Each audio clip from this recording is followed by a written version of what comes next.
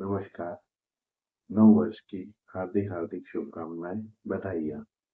तो आज गुड़ी पड़वा है और गुड़ी पड़वा से चैत्र नवरात्र फिर स्टार्ट हो रही है।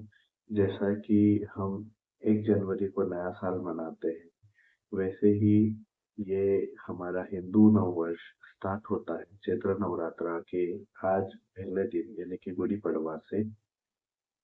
यहाँ पे नवरात्रि में हम 9 दिनों तक माता जी की पूजा करके आवाहन करते हैं और अपनी शक्तियों को जागृत करते हैं और हमें जो जो मनोकामनाएं या इच्छाएं जो हमारे लिए होती है, जो हमें चाहिए होती है, जो नए शुभ काम हमें स्टार्ट करना होते हैं, हम जो चाहते हैं कि हमारी लाइफ में ये नए काम स्टार्ट हो जाए, उन सभी कामों को स्टार्ट करने के लिए ये 9 दिन बहुत बहुत बहुत इम्पोर्टेंट होते हैं।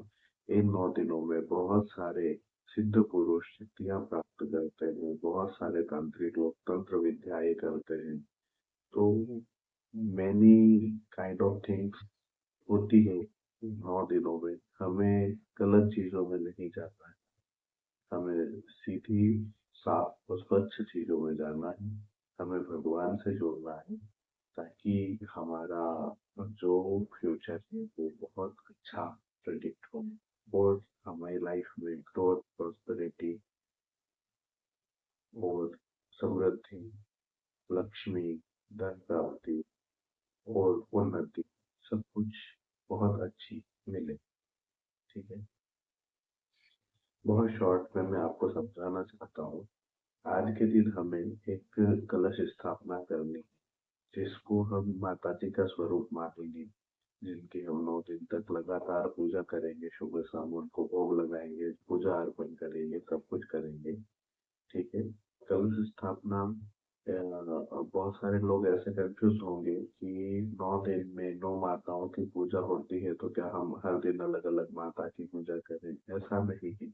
माता एक ही हो, उनके स्वरूप 9 हैं, तो आप किसी भी माता को अपना स्वरूप मतलब जो आप जिन स्वरूप को पूजा करते हो उन स्वरूप को मान के पूजा कर सकते हो। सिर्फ कलश स्थापना बहुत इम्पोर्टेंट है, क्योंकि कलश स्थापना ही गुड़ी पड़वा का मेन मोटिव होता है यहाँ पे, कि नव वर्ष शुरू हो रहा है तो हम आदि शक्ति यानी कि शिव और शक्ति दोनों की पूजा कर रहे हैं एक तरीके से। तो शिव भी कहीं ना कहीं शक्ति के बिना अधूरे हैं, ऐसा हर पुराण में लिखा हुआ है। हमारी 18 पुराण में, हर पुराण में अलग अलग तरीके से ये लिखा हुआ है कि शिव शक्ति के बिना अधूरे हैं, विष्णु जी लक्ष्मी जी के बिना अधूरे हैं, ब्रह्मा जी सरस्वती जी के बिना अधूरे हैं। वैसा ही है, जैसा हम बोलते हैं कि अगर कोई बाइक है तो एक टायर पे बाइक नहीं चलेगी, दोनों पे चलेगी। बैलेंस जरूरी होता है, वैसा ही है।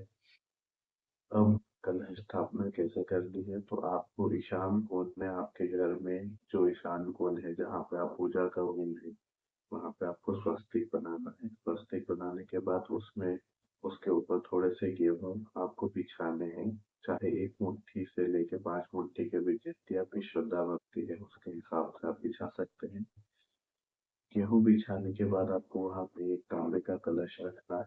कलश में 5 से 7 पत्तियां या 9 पत्तियां जितनी आपकी आ सकती है, आम की खड़ी और लंबी पत्तियां होनी चाहिए। उनके डंठल जो जाएंगे वो पानी में जाएंगे और बाहर पत्तियां आएंगी। ठीक है, अब उस कलश के अंदर हमें जो जल भरना है, वो जल हम किसी नदी, तालाब, बावड़ी किसी का भी ले सकते हैं। अगर कहीं से भी नहीं मिल रहा है, हम स्वच्छ जल ले रहे हैं लेकिन घर का है, तो उसमें मैं चाहता हूँ कि आप थोड़ा सा गंगा जल या किसी भी पवित्र नदी का जल मिला दें। थोड़ा बहुत जल तो होता है, अगर कहीं से भी कोई जल नहीं मिल रहा, थोड़ा सा गोमूत्र मिला लें, 2 4 बूंद 10 बूंद जितना भी आपको मिल जाए। ठीक है, वो मिलाने के बाद में आपने उसमें जो है आम के पत्ते सजा दिए होंगे। उसके बाद में आपको उस पे जो है नारियल रखना है।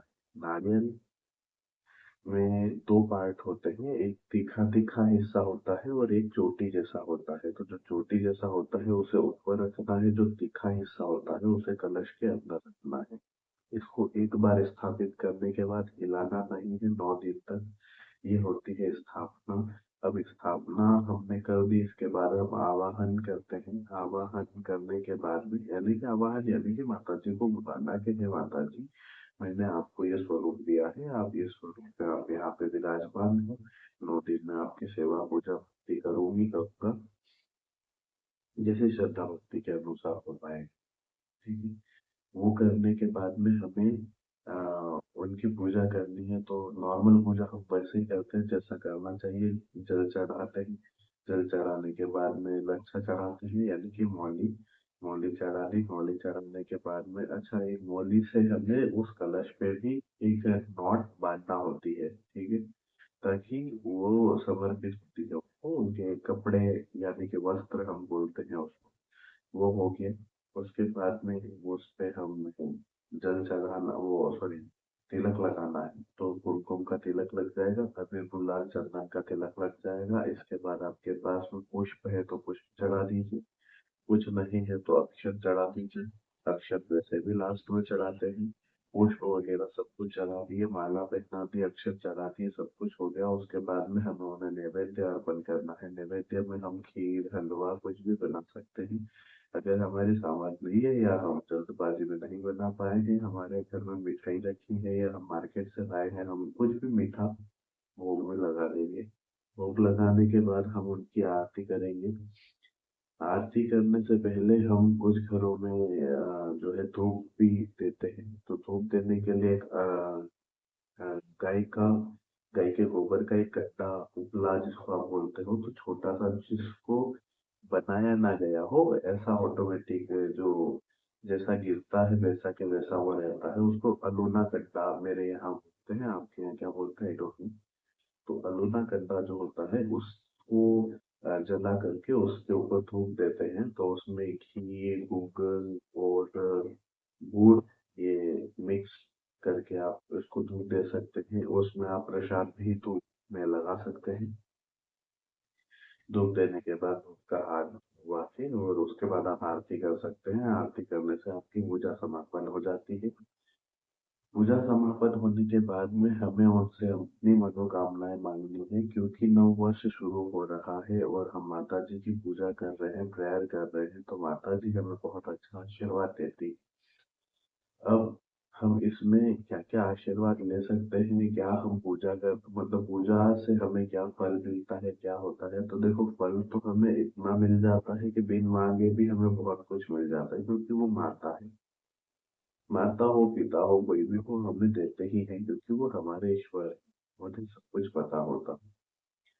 फिर भी हमारी मनोकामनाएं बहुत सारी होती है, इच्छाएं बहुत सारी होती है। हम मांग सकते हैं, हमें प्रॉस्पेरिटी चाहिए, धन चाहिए, वैभव चाहिए, समृद्धि चाहिए, नाम चाहिए, शोहरत चाहिए, जो चाहिए हमें उनसे मांगना है, वो बकायदा देते हैं। और इन 9 दिन को हमें बहुत खूबसूरती से और बहुत शांति से अ, उनकी पूजा अर्चना करनी है, उनको भोग लगाना है और इस त्योहार को बहुत अच्छे से मनाना है।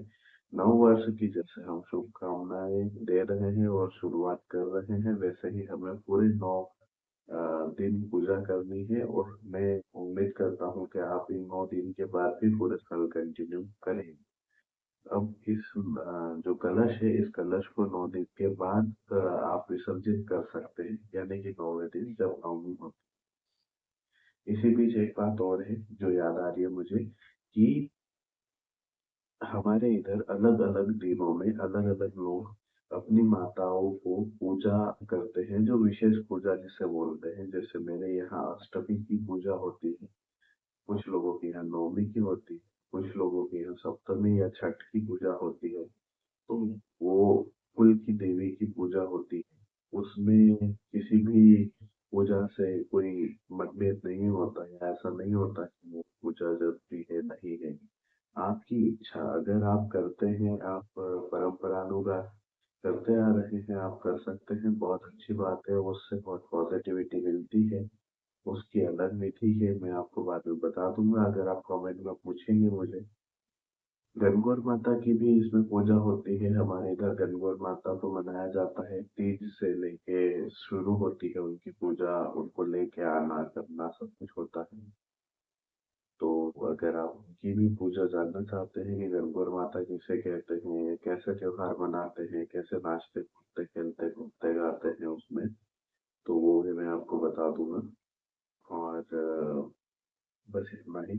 जब आप विसर्जन करें तो विसर्जन करने के लिए खास तौर पे ध्यान रखना, उस नारियल को बधा देना यानी कि चढ़ा देना। और दूसरा, आप जो आम के पत्ते बचे हैं, जो जल बचा है, उस जल को उन आम के पत्तों से पूरे घर में छिड़काव करना। जैसे हम ऐसे लेके ऐसे छिड़कते हैं, वैसे ही हमें पूरे घर में छिड़कना है। उससे हमारे घर में नई नई ऊर्जाएं प्राप्त होगी, नेगेटिविटी खत्म होगी, और बहुत अच्छी प्रॉस्पेरिटी वगैरह सब कुछ हमें मिलेगा। उस जल को हमने फिर किसी भी पेड़ पौधे में या तो फिर नदी में, तालाब में, जहाँ भी हम विसर्जित कर सके वहां करना है। उन गेहूं को हमें किसी गाय को खिला देना है। उसके अलावा कुछ वहां बचेगा नहीं, जो हमें ऐसा है कि अलग रखना है। ठीक है, ये सब हो गया पूजा की विधि मैंने आपको बता ही रखी है। अब इसके अलावा अगर आपका और भी कोई सवाल है, या ये सवाल है कि बहुत सारे लोग इसमें सिद्धियां कैसे करते हैं, तांत्रिक लोग कैसे विधि करते हैं, तो बहुत सारी अलग अलग चीजें होती है, हमें उनमें नहीं जाना है। लेकिन अगर आपका कोई भी सवाल हो तो आप कमेंट में जरूर सवाल करें, ताकि मैं उनका अगले वीडियो में जवाब दे पाऊँ। ठीक है, हर हर महादेव। और आपको ये वीडियो अच्छा लगा हो, फ्रूटफुल लगा हो कि यार इसमें कुछ अच्छी जानकारी मिली है, तो कमेंट में जय माता दी लिखें, इससे मुझे उत्साह मिलेगा। और एक बार फिर से नए वर्ष की हार्दिक हार्दिक शुभकामनाएं। जय माता दी, जय श्री महाकाल।